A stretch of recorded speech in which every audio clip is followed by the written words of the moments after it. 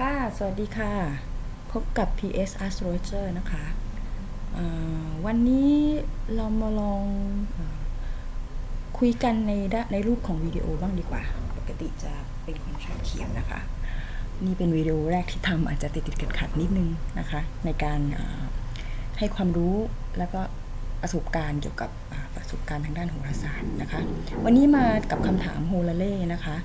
หรือคำถามการชะตานะคะขออภัยด้วยละกันถ้าจะพูดติดขัดนิดนึงเพราะว่าไม่ค่อยถนัดในการพูดเท่าไหร่นะคะเรามาเริ่มกันคำถามที่ได้รับวันนี้เป็นคำถามเกี่ยวกับโทรศัพท์เนาะการติดต่อสื่อสารนะคะได้รับจากผู้หญิงคนหนึ่งนะคะซึ่งรอโทรศัพท์จากแฟนนะคะคำถามนี้ถูกถามขึ้นเมื่อวันที่18ตุลาคมปี2024เองเวลาประมาณเที่ยง38นาทีนะคะผู้ถามว่าผู้ถามเดี๋ยวก่อนผู้ถามให้แบ็กกราวด์มาว่าเธอแล้วก็แฟนเนี่ยมีการติดต่อคุยกันเป็นระยะผ่านข้อความมั่งแชทมั่งหรือโทรศัพท์บ้างนะคะเนื่องจากแฟนผู้ชายเนี่ยทำงานอยู่ที่อื่นไกลอยู่ต่างประเทศนะคะเพราะฉะนั้นเนี่ยเวลาที่จะนัดคุยกันที่เป็นวิดีโอคอลทางโทรศัพท์แล้วก็วิดีโอคอลเห็นหน้าเนี่ยมันจะต้องมีการนัดหมายเนื่องจากว่าเวลามันห่างกันหลายชั่วโมงนะคะบางทีเรากลางวันเขากลางคืนเขาทำงานเรานอนอย่างเงี้ยแล้วก็ทั้งคู่ก็จะมีแบบยุ่งกิจกรรมยุ่งตลอดเวลาเพราะฉะนั้นมันจะต้องมีการนัดหมายกันล่วงหน้าแต่โดยปกติเขาจะติดต่อกันคือตลอดทั้งข้อความบ้างแต่โทรคุยกันเนี่ยจะแบบนานๆครั้งนะคะเพราะฉะนั้นเนี่ยเธอก็เลยถามคำถามมาว่าจะติดต่อมาอีกเมื่อไหร่เพราะว่าครั้งสุดท้ายเนี่ยที่เธอคุยวิดีโอคอลกับแฟนของเธอเนี่ยคือเมื่อประมาณที่2ตุลาคมนะคะซึ่งนับถึงวันที่ถามคำถามคือ18เนี่ยก็ประมาณ16วันเนาะ16วันที่แล้วฝ่ายชายเนี่ยบอกว่าจะโทรกลับนะคะแต่ว่าติดปัญหาหลายอย่างเรื่องของเวลาแล้วก็เรื่องอินเทอร์เน็ตที่มันไม่ดีการคุยกันก็ติดขัดก็เลยแบบเกิดอาการแบบรำคาญสัญญาณก็เลยตัดไปเฉยๆนะคะแล้วหลังจากนั้นก็พยายามที่จะนัดคุยกันแต่ก็มันไม่มีเวลาที่แบบเหมาะเจาะที่จะมานั่งคุยกันได้นะคะตอนนี้ผู้หญิงก็รออยู่ว่าเมื่อไหร่เนี่ยจะติดต่อโทรมาสักทีหนึ่งนะคะคันนี้จากแบ็กกราวด์ที่เล่ามาเนี่ยก็เลยลองมาตั้งดวงดูสิคะว่าเราจะเห็นเหตุการณ์เป็นยังไงได้บ้างนะคะต่อไปจะเป็นยังไงเนาะปกติด้วยคำถามโฮลาเล่เนี่ยถ้าแบบโมเดิร์นสมัยใหม่จะนิยมใช้ระบบเรือนชะตา Region Montañés นะคะซึ่งทางฝั่งซ้ายมือเนี่ยค่ะเป็นเรือนชะตาระบบเรือนชะตาไม่เท่าเนาะเส้นแบ่งลัคนาจะอยู่ที่ราศีมังกรประมาณ25องศานะคะแล้วก็ระบบขวามือเนี่ยระบบเรือนชะตาขวามือจะเป็นระบบโฮไซระบบเรือนเต็มนะคะซึ่งเรือนชะตาลัคนาเรือนจะเป็นเรือนชะตาเต็มเรือนซึ่งลัคนาจะเป็นราศีมังกร25องศาความแตกต่างระหว่าง2ระบบนี้ก็คือว่าระบบซ้ายมือจะเป็นระบบเรือนคล่อมเรือนไม่เท่าส่วนระบบขวามือเนี่ยจะเป็นระบบเรือนเท่าโดยที่ให้เรือนชะตาที่1เนี่ยเป็นเรือนชะตาราศีลัคนาเนี่ยเป็นเต็มเรือนนะคะลัคนาตกองศาเท่าไหร่ก็ไม่สำคัญก็ตีว่าราศีนั้นเป็นเรือนที่1ไปเลยจริงๆโฮลาเล่เนี่ยเริ่มต้นมาจากสมัยโบราณเนี่ยก็จะใช้เป็นระบบโฮไซเพราะฉะนั้นก็จะมีนักโหราศาสตร์เนี่ยใช้ทั้ง2ระบบนะคะมันแล้วแต่ว่าจะพิจารณาเลือกระบบไหนมาใช้อยู่ที่บริบทคำถามแล้วก็ความเหมาะสมเพราะฉะนั้นเราต้องพิจารณาจากแบ็กกราวด์ที่ผู้ถามให้มาด้วยนะคะว่าระบบเรือนชะตาอันไหนเนี่ยจะเหมาะสมกับคำถามนี้ในกรณีนี้นะคะจากแบ็กกราวด์ที่ให้มาเธอบอกว่าทั้งคู่ไม่ได้มีปัญหาอะไรเรื่องความสัมพันธ์เลยนะคะเป็นปัญหาเรื่องการโทรศัพท์ติดต่อสื่อสารล้วนๆนะคะเพราะฉะนั้นเนี่ยเราก็มาดูกันว่าทั้ง2ระบบเนี่ยจะมีความต่างกันยังไงแล้วเราจะเลือกใช้ระบบไหนจึงจะเหมาะสมกับคำถามนี้นะคะระบบซ้ายมือ Region Montañés นะคะ ลัคนาตกราศีมังกร25 องศาคำถามโฮลาเล่ผู้ถามแทนด้วยเรือนที่1นะคะและจันทร์พื้นฐานทั่วไปนะคะผู้ถูกถามถ้าเป็นคนรักหรือพาร์ทเนอร์แทนด้วยเรือนที่7นะคะคราวนี้ในกรณีนี้เป็นคำถามเรื่องการติดต่อสื่อสารเราจะเพิ่มตัว significant หรือตัวแทนของผู้ถามและผู้ถูกถามขึ้นมาอีกอย่างละ1 ดาวนะคะคือเรือนที่3เดือนที่3หมายถึงการติดต่อตัวแทนเดือนที่3หมายถึงการติดต่อสื่อสารและการโทรศัพท์นะคะทุกรูปแบบจดหมายอะไรก็แล้วแต่ในที่นี้เรือนชะตาลัคนาคือราศีมังกรรูเลอร์แบ่งเรือนที่3รูเลอร์แบ่งเรือนที่3คือราศีเมษแทนด้วยดาวอังคารนะคะส่วนฝ่ายชายเรือน7ตกราศีกรกฎรูเลอร์เรือน7คือจันทร์นะคะราศีกรกฎเรือน3ของฝ่ายชายคือราศีตุลนะคะนับไป3เรือนจากเรือน7ก็คือเรือนชะตารูเลอร์เรือนชะตาของเรือนที่3จากของฝ่ายชายคือศุกร์นะคะจะเห็นว่าณตอนนี้เนี่ยตัวแทนของฝ่ายหญิงคือดาวเสาร์อยู่ในเรือนที่2และดาวอังคารอยู่ในเรือนที่6นะคะส่วนตัวแทนฝ่ายชายคือจันทร์อยู่ในเรือนที่4ราศีพฤษภนะคะดาวศุกร์อยู่ในเรือนที่10ราศีธนูนะคะจะเห็นว่าด้วยเรือนชะตาระบบนี้เราจะได้ตัวแทนตามนี้คือฝ่ายหญิงเสาร์อังคารฝ่ายชายคือจันทร์และศุกร์นะคะส่วนจันทร์ตรงนี้เนี่ยเป็นตัวแทนของนอกจากเป็นตัวแทนของฝ่ายชายแล้วยังเป็นตัวแทนของการขับเคลื่อนเหตุการณ์ทั้งหมดที่เกิดขึ้นนะคะโดยพื้นฐานทั่วไปเนี่ยถ้าจันทร์ไม่ได้ถูกแทนโดยตัวแทนของผู้ที่ถูกถามเนี่ยก็จะเป็นตัวแทนของผู้ถามนะคะแต่ในกรณีนี้ฝ่ายชายเอาจันทร์ไปแล้วนะคะเพราะฉะนั้นเนี่ยมันเป็นการอธิบายสถานการณ์ได้อย่างดีเหมือนกันเพราะว่าผู้ขับเคลื่อนเหตุการณ์เนี่ยคือฝ่ายชายนะคะเพราะฉะนั้นเนี่ยมันก็สมเหตุสมผลที่จันทร์จะเป็นตัวแทนฝ่ายชายนะคะเพราะฉะนั้นแล้วฝ่ายหญิงเป็นตัวแทนดาวที่เป็นตัวแทนฝ่ายหญิงเนี่ยเป็นเสาร์ซึ่งเป็นดาวเดินช้ากว่าก็คือรอคอยเป็นผู้รอการติดต่อมาซึ่งมันก็ make sense นะคะคราวนี้ปัจจัยที่เราจะพิจารณาต่อว่าเราจะเลือกตัวแทนดาวของแต่ละฝ่ายเนี่ยถูกต้องไหมนะคะแล้วก็เรือนชะตาที่ใช้เนี่ยมันเหมาะสมหรือเปล่าเราก็มาดูคำอธิบายของตำแหน่งดาวในแต่ละดวงแล้วกันว่ามีคุณสมบัติที่มันใกล้เคียงกับข้อมูลที่ผู้ถามให้มาหรือเปล่ากรณีนี้เนี่ยฝ่ายหญิงบอกว่ากำลังรอคอยการติดต่อจากฝ่ายชายจากนะคะจากสถานการณ์ตรงนี้สังเกตว่าเสาเนี่ย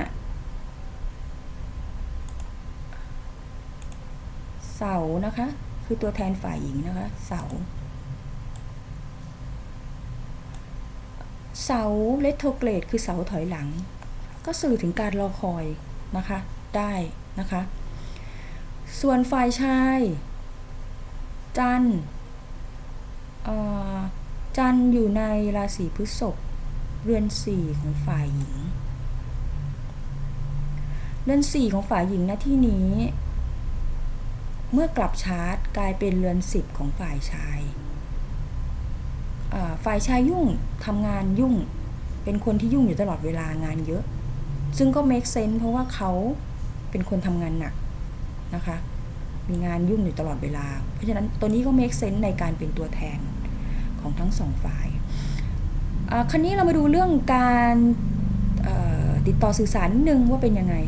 ตัวแทนลำดับที่2ของแต่ละฝ่ายนะคะตัวแทนลำดับที่2ของฝ่ายหญิงคืออังคารเพราะว่ารูเลอร์ของเรือนที่3ตกราศีเมษนะคะณตอนนี้อังคาร อยู่ที่ราศีกรกฎประมาณ23องศากุมกับ Descendant คือเส้นแบ่งราศี7คือตัวแทนฝ่ายชายคือฝ่ายหญิงเนี่ยกำลังรอคอยและวิตกกังวลเกี่ยวกับการติดต่อสื่อสารจากฝ่ายชายซึ่งอยู่ในเรือน6ของฝ่ายชายก็คือเรือนที่มองไม่เห็นเนาะเพราะฉะนั้นอันนี้มันก็ make sense ในจุดที่ว่าเรือน6เนี่ยเป็นเรือนของความวิตกกังวลนะคะ mental เนาะทางจิตอังคารกรกฎเนี่ยก็เป็นการที่แบบว่าโดนจำกัดการแสดงออกก็หมายความว่าพูดไม่ได้อะไม่สามารถคุยได้ยังติดต่อไม่ได้มันก็ make sense นะคะจุดหนึ่งก็สมเหตุสมผลจุดหนึ่งนะคะอังคารอยู่ตรงนี้คราวนี้ดูซิว่าตัวแทนของฝ่ายชายการติดต่อฝ่ายชายเป็นดาวศุกร์นะคะดาวศุกร์นะตอนนี้อยู่ที่เรือน10ราศีธนู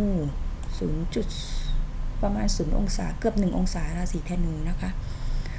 เรือนศุกร์ราศีธนูเนี่ยโดยแบ็คกราวด์เนี่ยฝ่ายหญิงบอกว่าผู้ชายเนี่ยเป็นคนที่แบบพูดไม่ค่อยเก่งนะคะเป็นคนที่แบบพูดน้อยแล้วพูดทีก็เหมือนกับว่าตรงไปตรงมาใช่แต่เป็นคนที่พูดไม่เก่งเพราะฉะนั้นศุกร์ราศีธนูเนี่ยมันก็คือเป็นคนตรงไปตรงมาใช่ค่ะแต่ว่าความพูดเก่งนี่อาจจะไม่ค่อยตรงเท่าไหร่นะคะทีนี้เราลองมาเปรียบเทียบกับระบบโฮไซด์ดูส่วนระบบโฮไซด์เนี่ยเรือนชะตาลัคนาแทนด้วยเสาคือผู้ถามอยู่ที่13องศาราศีมีนเรือน3คือเรียนการติดต่อสื่อสารคือมันก็ make sense ตรงที่ว่าผู้หญิงเนี่ยคิดอยู่ว่าควรจะโทรกลับไปดีไหมก่อนดีไหมหรือรอเธอก็อยู่เรือน3ของเธอเองแล้วเป็นเสาถอยหลังซึ่งตรงนี้จะเห็นว่ามันมีความ make sense มากนะคะมีความสมเหตุสมผลเยอะมากเลยส่วนฝ่ายชายล่ะคะฝ่ายชายคือจันทร์นะคะจันทร์ฝ่ายชายอยู่เรือน5ราศีพฤษภนะคะฝ่ายหญิงซึ่งผู้ชายเนี่ยอยู่เรือน5ฝ่ายหญิงเนี่ยหมายความว่าเขามีความรู้สึกโรแมนติกแล้วก็รักใคร่ฝ่ายหญิงดีนะคะจากคำบอกเล่าที่เล่าจากเรื่องราวที่เล่ามานะคะแล้วก็อังคารเนี่ยมีอังคารอยู่ที่เรือนชะตาของฝ่ายชายอังคารเนี่ยเป็นตัวแทนของเรือน5ฝ่ายชายคือราศีพิจิกนะคะแล้วก็เรือน10ฝ่ายชายคือราศีเมษเพราะฉะนั้นเนี่ยจากเรื่องราวแบ็คกราวด์ที่เล่ามาเนี่ยฝ่ายชายเนี่ยเขาจะต้องยุ่งตลอดเวลาเรื่องงานทำงานตลอดเวลาต้องติดกับคนเยอะกับต้องมีกิจกรรมอะไรต่างๆเยอะแยะมากมายแล้วก็อังคารเนี่ยอยู่ที่เรือนฝ่ายชายคือเรือน7มันก็ make sense ตรงที่ว่าเขามีงานแล้วก็มีกิจกรรมอะไรต่างๆเยอะแยะนะคะที่จะต้องวุ่นวายตรงนี้ก็ make sense คราวนี้ดูซิว่าการสื่อสารของเขาเป็นยังไงการสื่อสารของฝ่ายชายนะที่นี้ตกพุธนะคะเป็นดาวพุธราศีพิจิกกุม MC นะคะจะเห็นว่าพุธพิจิกเนี่ยดูแล้วเนี่ยน่าจะสัมพันธ์กับบุคลิกฝ่ายชายที่ได้รับข้อมูลมามากกว่านะคะเพราะว่าเป็นคนพูดน้อยพูดไม่เก่งพูดตรงไปตรงมาซึ่งเป็นลักษณะของพุธราศีพิจิกนะคะซึ่งพูดแต่ละครั้งเนี่ยจะไม่พูดแบบเลื่อยเปื่อยนะคะในขณะที่ศุกร์ราศีธนูเนี่ยจะบุคลิกในการพูดเนี่ยจะเป็นคนพูดเก่งพูดเยอะตลกนะคะสนุกสนานในขณะที่ราศีพิจิกเนี่ยจะเป็นคนซีเรียสพูดน้อยเพราะฉะนั้นเนี่ยตัวแทนการสื่อสารเนี่ยดูเหมือนระบบโฮไซด์เนี่ยจะบอกเล่าเรื่องราวเกี่ยวกับฝ่ายชายได้ตรงกว่าระบบ Regent Montanus นะคะดังนั้นก็เลยจะเลือกเป็นระบบโฮไซด์ในการพยากรณ์ครั้งนี้นะคะคราวนี้เรามาดูกันว่าระบบโฮไซด์จะให้คำตอบยังไงนะคะ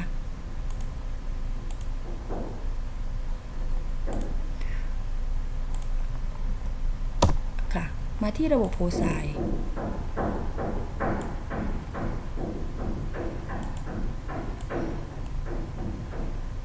ระบบโคไซน์นะคะ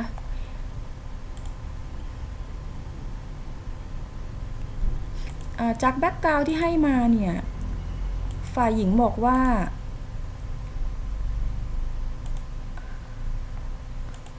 ฝ่ายชายเนี่ยติดต่อมาครั้งสุดท้ายคือเมื่อวันที่2 ตุลาคมที่ผ่านมานะคะแล้วก็ที่ถามวันที่ถามคำถามเนี่ยคือวันที่18 ตุลาคมนะคะ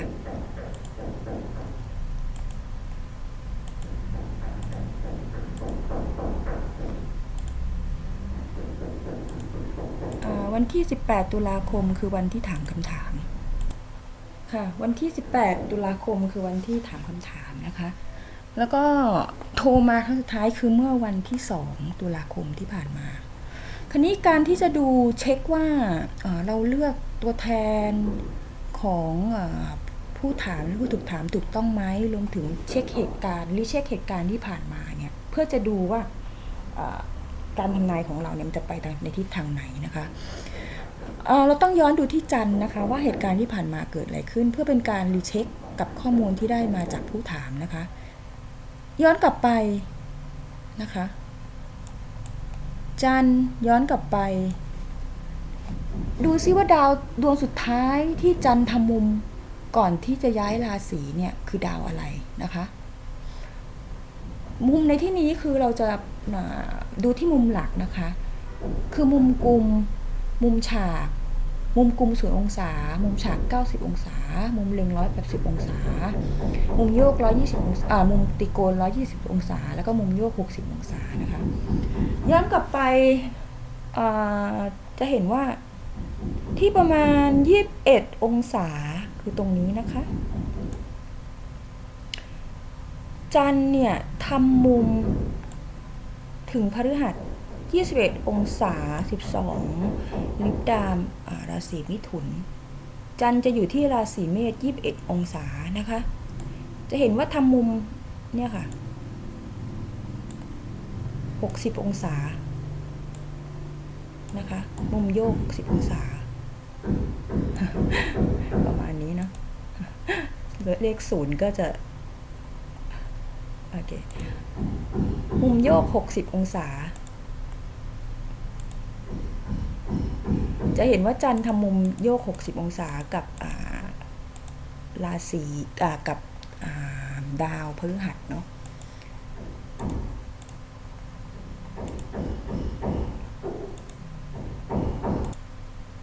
โอเคนะคะย้อนกลับไปตรงนี้จะเห็นว่าจันทร์ทำมุม60 องศากับดาวพฤหัสนะคะเข้าใจเนาะโอเคค่ะจันทร์60 องศากับดาวพฤหัสนะคะซึ่งนับจากตรงนี้21 องศาราศีเมษไปจนถึง6 องศาราศีพฤษภเนี่ยก็เป็นเท่าไหร่ล่ะคะ16 องศาพอดีเนาะ16 หน่วยเวลานะคะจุดนี้ถึงจุดนี้ซึ่งข้อมูลที่ได้มาเนี่ยจากแบ็กกราวด์ก็บอกว่าโทรมาครั้งสุดท้ายวันที่2ถามคำถามเมื่อวันที่18ทั้งคำถาม18นะคะโทรมาวันที่2ลบ18ก็คือ16ตรงนี้16 หน่วยเวลาพอดีนะคะก็มันก็สมเหตุสมผล16 หน่วยเวลาแสดงว่าเราดูถูกและจันทร์เป็นตัวเดินเรื่องของฝ่ายชายเพราะฉะนั้นดูซิว่าต่อไปเนี่ยจันทร์จะเข้าทำมุมอะไรกับดาวดวงไหนนะคะจะเห็นว่าจันทร์อยู่ที่6 องศาพฤษภกำลังเข้าทำมุมกับพุธ7 องศาพิจิกเห็นไหมคะด้วยมุม180 องศาพุธเนี่ยเป็นตัวแทนของการสื่อสารฝ่ายชายเนาะจันทร์เข้าทำมุมพุธในอีกหนึ่งหน่วย1 องศาคือ1 หน่วยเวลานะคะในขณะเดียวกันพุธจะเห็นว่าพุธเนี่ยทำมุม120 องศากับเสาร์ ซึ่งเป็นตัวแทนของฝ่ายหญิงนะคะในระยะวังกะคือ8องศา7องศาพิจิกทำมุม120องศากับเสาราศีมีนนะคะในระยะวังกะ8องศาพอดีวังกะก็คือบวกลบ8นะคะณที่นี้ก็เป็นการคอนเฟิร์มว่าฝ่ายชายจะเป็นผู้เริ่มต้นในการติดต่อเพราะว่าพุธเป็นดาวเดินเร็วนะคะเสาเป็นดาวเดินช้ากว่าแล้วก็จันทร์จะเข้าทำมุมพุธในอีก1องศาก็คืออีก1หน่วยเวลาทีนี้1หน่วยเวลาในที่นี้เนี่ยเราจะเลือกใช้เวลาเท่าไหร่ดี1หน่วยเวลามันเป็นได้ตั้งแต่1นาที1ชั่วโมง1วัน1สัปดาห์1เดือนไปจนถึง1ปีเลยนะคะทีนี้เราต้องเลือกว่าอะไรมัน make sense ถ้าการติดต่อระหว่างคนในประเทศเดียวกันพื้นที่เดียวกันมันก็จะตีเป็นชั่วโมงได้ไหมคะแต่ในกรณีนี้เนี่ยเป็นการติดต่อข้ามประเทศเนาะแล้วก็ต้องมีการนัดหมายเพราะฉะนั้น1วันดูน่าจะมีเหตุผลสมเหตุสมผลมากกว่าเพราะฉะนั้นนัดตรงนี้เราก็จะพอจะให้คำตอบได้ว่าฝ่ายชายจะติดต่อมาหาฝ่ายหญิงจะมีการติดต่อสื่อสารเกิดขึ้นในอีก1ช่วงหน่วยเวลาที่นี้เราก็คือเป็น1วันเนาะในอีกประมาณ1วันนะคะ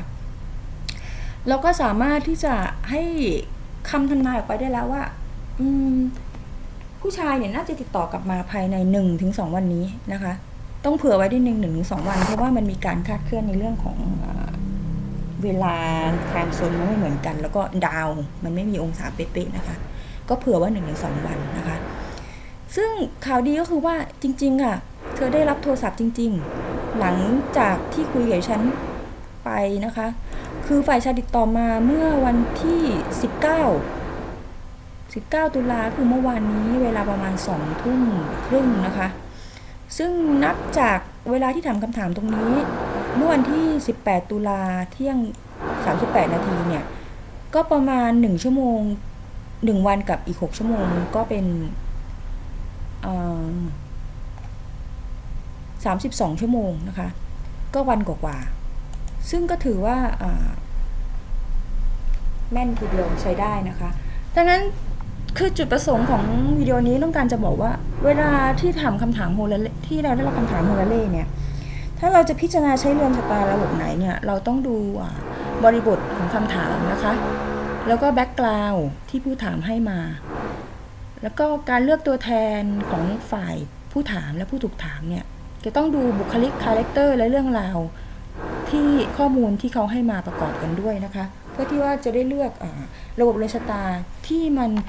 ให้คำทำนายใกล้เคียงความจริงมากที่สุดนะคะซึ่งณที่นี้เนี่ยปรากฏว่าเรือนชะตาระบบเรือนชะตาแบบโฮไซเนี่ยที่เลือกมาใช้เนี่ยเพราะว่ามันเป็นการตอบโจทย์เกี่ยวกับบุคลิกของดาวตัวแทนของทั้งสองฝ่ายได้มากกว่าระบบ Legion Mountainous นะคะค่ะสำหรับวันนี้ก็คงเท่านี้นะคะ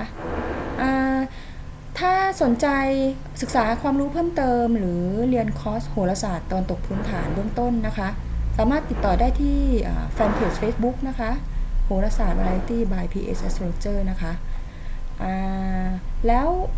กลับมาพบกันใหม่ในวิดีโอหน้านะคะหวังว่าจะพูดได้ดีกว่านี้นะคะสำหรับวันนี้สวัสดีค่ะ